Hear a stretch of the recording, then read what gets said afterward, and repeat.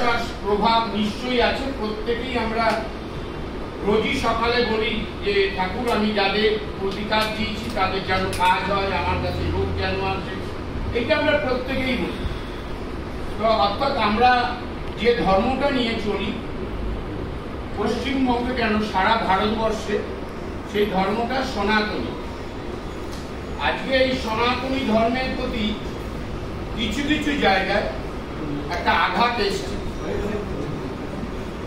কিছু কিছু জায়গায় একটা আঘাত এসছে, যে আঘাতটা আমাদের মধ্যে প্রতিফলিত করেছে যে আমাদের একত্রিত হওয়ার প্রয়োজনীয়তা আছে। এই সমাবেশের মধ্যে আমাদের যে এই ডাকা হয়েছে সবাইকে, আমরা যে সবাই এখানে উপস্থিত হয়েছি, কেউ কখনোই মনে করবেন না যে আমরা কোনো লিডারশিপে পেছনে দাঁড়িয়ে আছি। আমরা প্রত্যেকের দায়িত্ববোধ এবং প্রত্যেকের সিকিউরিটি এবং প্রত্যেকের চলাফেরার জন্য, জীবনযাত্রার জন্য, প্রভাব মানসিকতার মধ্যে শান্তির প্রভাব আনার জন্য আমরা এই সমাবেশের আয়োজন করেছি। এখান থেকে আমরা পলিসি তৈরি করব। আমার এটা ব্যক্তিগত আমার মত, আমরা কোনো প্রতিবাদ করব, প্রতিঘাত করব না, প্রতিহত করব না। প্রতিবাদ নিশ্চয়ই করব এবং সেটা মানে চুপ করে বসে থেকে তো করা যাবে না, নিশ্চয়ই আমরা পথে নামব। এই পথে নামাটা যেন আমাদের কোনো সমাবেশ, বিক্ষোভ, আমরা আন্দোলন করলাম, আমরা কোথাও বসে ধিক্কার জানান করলে আমরা কিন্তু সরকার বা প্রশাসনের বিরুদ্ধাচারণ হয়ে যাবে। আমাদের প্রশাসনকে নিয়েও চলতে হবে। এটা যাতে না হয় তার জন্য আমরা একবার মৌন মিছিল করেছিলাম। শোকের আবহাওয়া তৈরি হয়েছিল, আমরা মৌন মিছিল করেছিলাম। সেই মৌন মিছিলে দুটো পার্ট তৈরি হয়েছিল। আমি বিনয়কে, আমাকে আমার ছাত্র বলতে পারো, প্রাক্তন ছাত্র বলতে পারো, দেবাশিস, এরা সবাই মিলে আমাকে ফোনে যখন আমি কথা হয়েছে তখন আমি বলেছিলাম যে আমরা যেন সবাই একত্রিতভাবে, উইদাউট এনি লিডারশিপ, একত্রিতভাবে, নিশ্চয়ই অভিভাবক মানতে হবে, একটা অভিভাবক হওয়ার প্রয়োজনীয়তা আছে। তাই বলে এ নয় যে হুইপ হবে, হুইপ থাকবে না। একটা নেতৃত্ব নিশ্চয়ই থাকবে, কিন্তু হুইপ থাকবে না। প্রত্যেকের স্বাধীনতাকে বজায় রেখে, আইডিওলজি, ভাবধারাকে বজায় রেখে প্রত্যেকেই সেই মতো চলবে। এবং আমাদের যে পরিকল্পনা হবে যৌথভাবে, সবার সাথে অ্যাডভাইস নিয়ে, সবার মতামত নিয়ে এই পরিকল্পনার সৃষ্টি হবে, তৈরি হবে। এই পরিকল্পনা যেভাবে এখানে তৈরি হবে সেটা কিন্তু সবার মতামত নিয়ে হবে এবং সবাই যেন ওই পরিকল্পনা মাফিকই আমাদের আগামী দিনের অনুষ্ঠানগুলোতে উপস্থিত হয় এবং ওই পরিকল্পনা মাফিকই আগামী দিনের অনুষ্ঠানগুলোতে, আমাদের সমাবেশগুলোতে যেন সেইভাবেই পথ নির্দেশ অনুসারে, কারণ পথ নির্দেশটা আমরাই তৈরি করেছি। পথ নির্দেশটা তো অন্য কেউ তৈরি করেনি, আমরাই তৈরি করেছি। এই পথ নির্দেশ, আমাদের তৈরি করা পথ নির্দেশে আমরাই যেন বাস্তবে রূপদান করতে পারি। এটা হচ্ছিল সব থেকে বড় একটা মেন্টালিটি, একটা মানসিকতার ফিটনেস।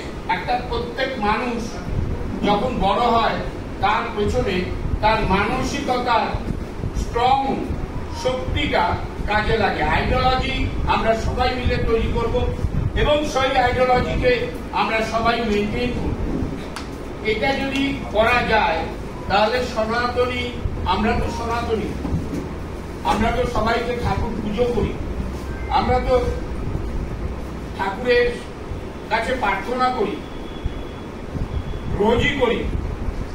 যারা পৌরোহিত্য করেন আমাদের সঙ্গে আছেন, যারা তন্ত্র করেন আমাদের সাথে আছেন, যারা জ্যোতিষ করেন আমাদের সাথে আছেন, যারা নিজস্বভাবে সংগঠিতভাবে ঈশ্বরের রূপকে জনসমক্ষে প্রদান করেন তারাও তো আমাদের সাথে আছে। তাদের মূল যে শেকড়টা হচ্ছে জ্যোতিষ। এই মূল শেকড়টা হচ্ছে জ্যোতিষ। এই আমাদের ওপর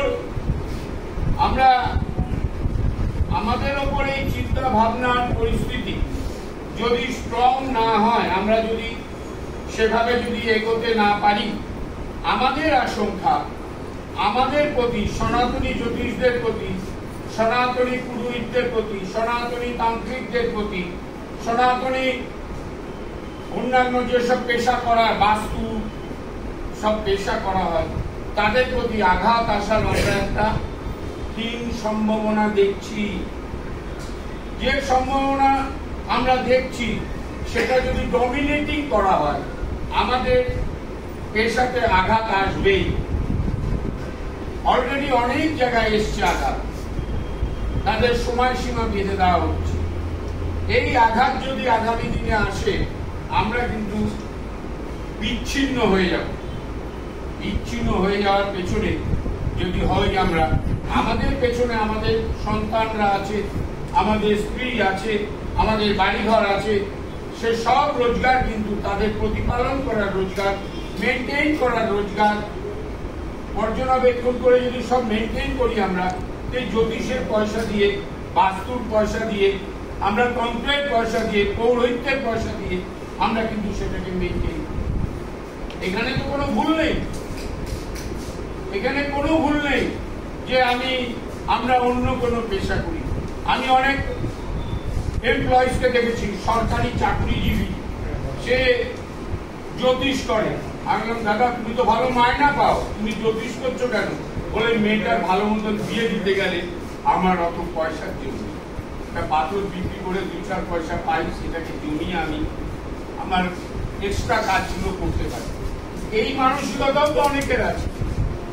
অর্থাৎ আমাদের জীবনযাত্রার মানকে নিম্নগামী যাতে না হয়, আমাদের পেশা যাতে ঠিক মতন বজায় থাকে, আমরা যেন প্রত্যেকের সাথে আলিঙ্গন করে, আমাদের কোন রকম মতবিভেদ না করে, উইদাউট নেতৃত্ব, আইডিওলজি ইজ দ্য নেতৃত্ব, our ideology, our planning is the নেতৃত্ব। সেটাকে ঠিক মতন যদি আমরা মেনটেন করে কাজ করতে পারি, আগামী দিনে আমাদের প্রতি কটা পদক্ষেপ করতে পারি, আমার মনে হয়, এবং আমি আমার জীবনযাত্রায় দিয়ে যেটা দেখেছি, আমি খুব প্র্যাকটিক্যাল এবং আমি খুব বাস্তববাদী, তাতে আমি দেখেছি যৌথ মানসিকতা হলেই তবেই আমরা কোনো যৌথ ভাবে যারা আমাদের সনাতনীদের বিরোধিতা করছে তাদের আমরা রেজিস্ট করতে পারবো, তা নাহলে এটা করা খুব মুশকিল হবে। আজকে আমি বলে ফেললাম, কিন্তু আমার মনে হয় আজকে প্রত্যেকের উচিত 1 মিনিটে দাঁড়ানো। আমার কাছে খবর আছে লাবণ্যদার দেহ পাওয়া গিয়েছে, ডিএনএ টেস্ট করার জন্য প্রায় 6000 ডেড বডি আছে সেখানে, সেগুলোকে সব টেস্ট করে লাবণ্যদার নাম্বারিং আসছে 3.5 মাস পরে। আজকে নিয়ে 1 মাস 4 দিন হয়েছে, আরো 2 মাস 11 দিন পর আমরা লাবণ্যদার পাওয়া যাবে, বডি পাওয়া যাবে। ডিএনএ করে দেখা হবে মেয়ের সাথে মিলছে কিনা, তারপরে আমরা লাবণ্যদাকে ওই দেহটা পাবো। তো আমার মনে হয় সবাই যদি একবার 1 মিনিটের জন্য উঠে দাঁড়িয়ে লাবণ্যদার জন্য আমরা শোক জ্ঞাপন করি, খুব ভালো হয়।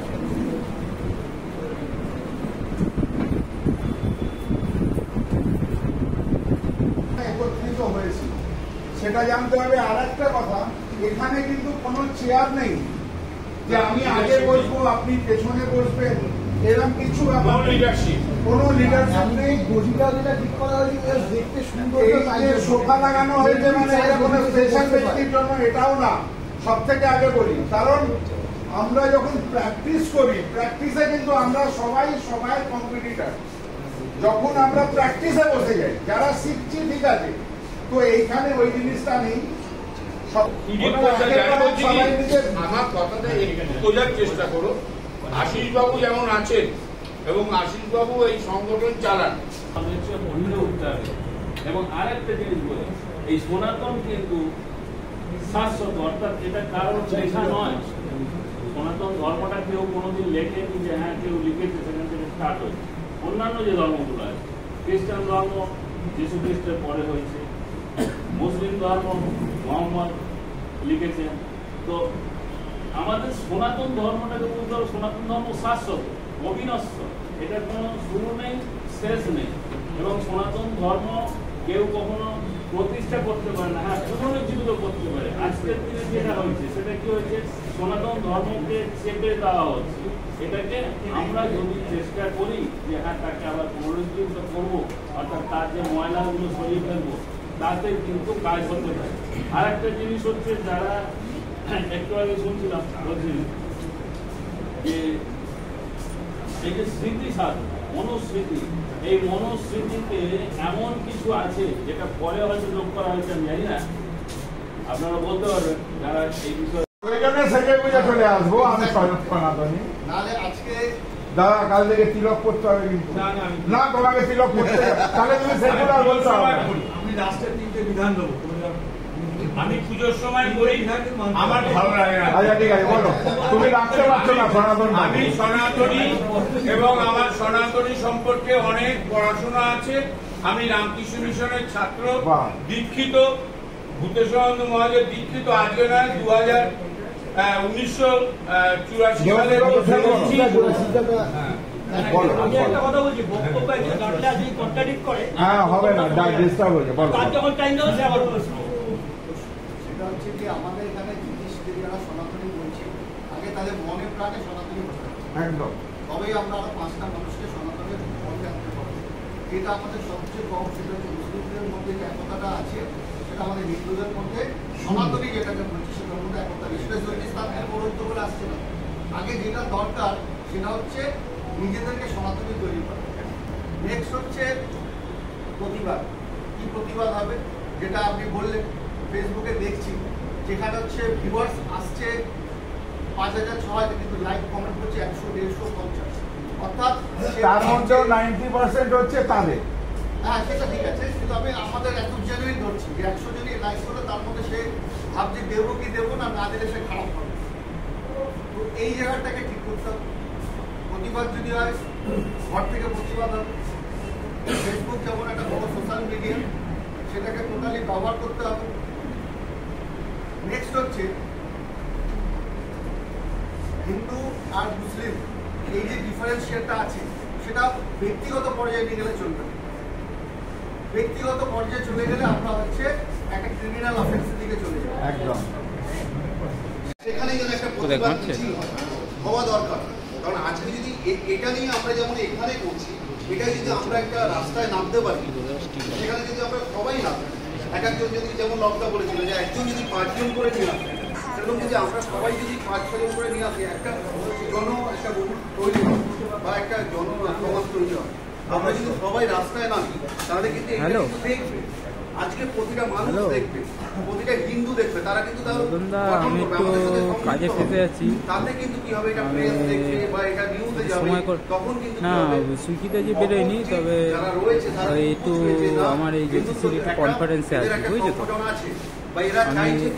আমি এখান থেকে মানে সন্ধে হয়ে যাবে, বেরিয়ে তারপর তোমার দোকানে পাবে না। হিন্দুর ওপর অত্যাচার অনেক জায়গায় হচ্ছে, অনেক জায়গায় সমস্যা হচ্ছে, সেটা কিন্তু তারা এখন পিছিয়ে যাবে।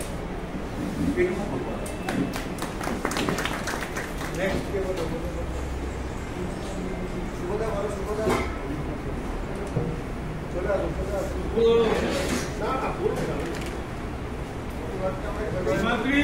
আমরা প্রতিবাদটা কিভাবে করবো বলছিলাম, যেটা যে আমাদের এখানে যারাই আছে, আমরা কোনো কিছু একবারে কিছু করতে পারছি না। সবাই আসছি, ঘরের সম্পর্কে বলছি, কেউ এলাকার সম্পর্কে বলছি, এক জায়গায় আমার মনে হয় একটা ফোরাম তৈরি হোক, যে ফোরামে আমি চাই সরকার থাকুক, না এটা ঠিক আছে সবগুলো ও থাকুক, সুখের আমাদের দিদি থাকুক, আর গডস থেকে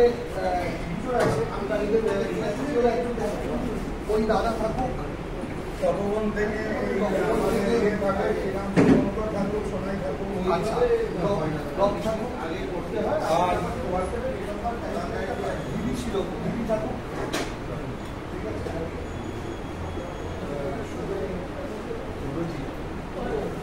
ও শুধু গডস এরা এক জায়গায় আগে জড়ো। আমরা বুড়োরা কোথায় থাকবো? আমাদের জায়গাটা আমাদের জায়গাটা বলা লাগে। এরা সবাই একসঙ্গে থাকবে না। হ্যাঁ আশীর্বাদ থেকে একজন কেন, সব জায়গা থেকে দুজন করে একদম। আচ্ছা সব জায়গা থেকে তারা দুজন করে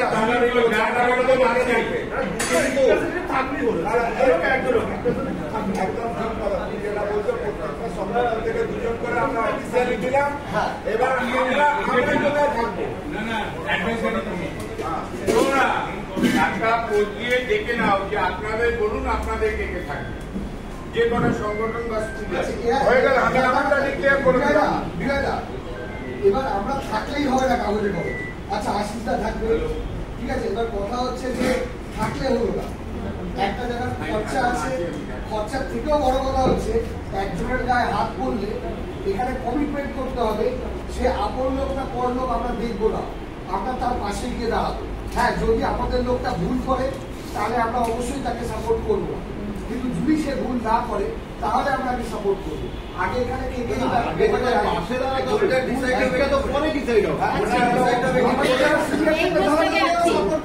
এই প্রস্তাবে থাকবে